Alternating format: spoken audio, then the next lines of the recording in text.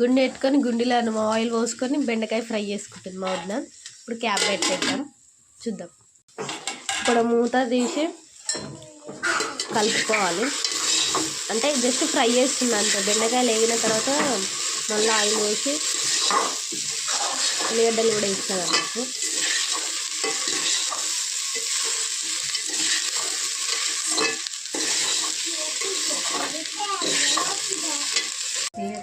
So ఇప్పుడు బెండకాయలు వేగినాయి అన్నట్టు.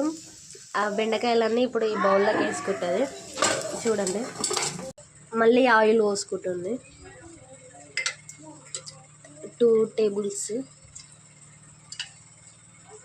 3 tables ఆయిల్. పల్లీలు వేస్తుంది.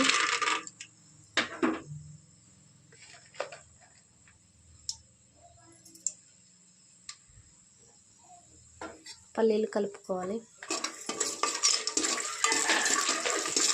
అవి వేగాక ఆనియన్స్, పచ్చిమిర్చి వేయాలి.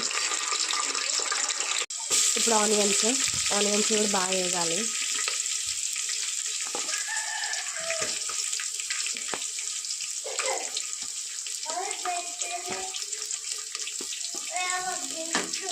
ఆనియన్స్ ఒకసారి కలిపి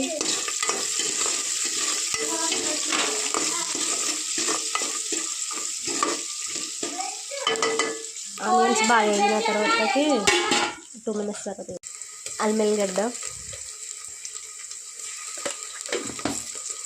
వేసుకున్న తర్వాతకి కలపాలి.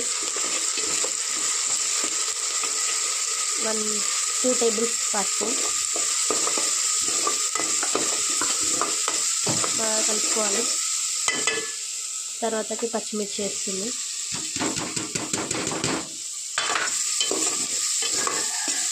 పచ్చిమిర్చి చేదెక్కకుండా కొంచెం సాల్ట్ వేసుకోవాలి.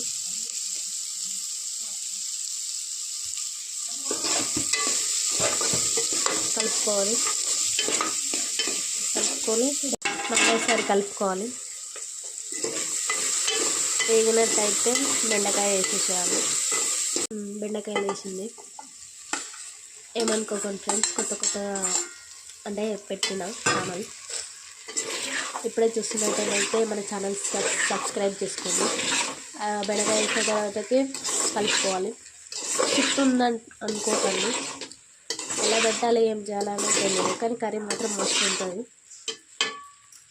అంతే ఫ్రెండ్స్, బెండకాయ ఫ్రై అయిపోయింది. కొంచెం ఫ్రై అయినాక కొత్తిమీర కూడా వేసేసుకోవాలి. Bye, subscribe to my channel.